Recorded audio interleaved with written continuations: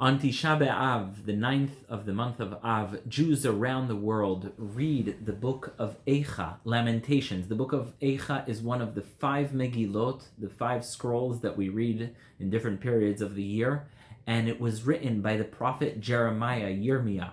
Some say he wrote it before the destruction of the temple, some say he wrote it after, some say he wrote it in the time of King Yehoiakim, which was the penultimate king of Israel, and the book, the scroll laments the destruction of the temple in very graphic terms, very heartrending terms, really that are hard to read sometimes. It's read in a very solemn tune, and it's nothing like anything else we read. We read it only on the night of Tisha B'Av. We do not read it during the day, and it's typically read when sitting on the floor, and it's read with a very solemn tone. Usually the lighting is dim, there's maybe 1 or 2 candles on, and it's written really mourning not only the loss of the Beit HaMikdash, but also the loss of everything that came with it. That is the loss of independence, the expulsion from Israel,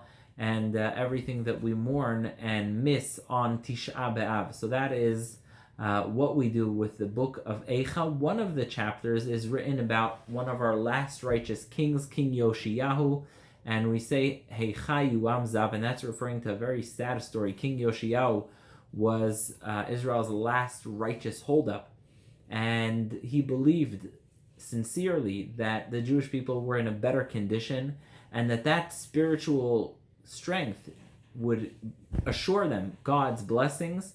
And so he decided, when Pharaoh asked him if he can pass through Israel, coming from Egypt, to go and battle the Assyrians, King Yoshiyahu said, no, nation of Israel should not allow even a sword to go through our land if we're all spiritually intact. But what he didn't know, that even in his times, people were worshipping Avodah Zarah secretly, and he goes and he head-on decides to battle Pharaoh, where he gets killed in Megiddo. And on him we say also, Eicha Yuam Zav, how can gold be dimmed? And so it's a very sad, very solemn Megillah, and it's read every year on Tisha B'Av. And so may we be blessed that this Tisha B'Av be the last one, and that we see indeed the rebuilding of Jerusalem and Mashiach Tzidkeinu b'Mirabi Aminu.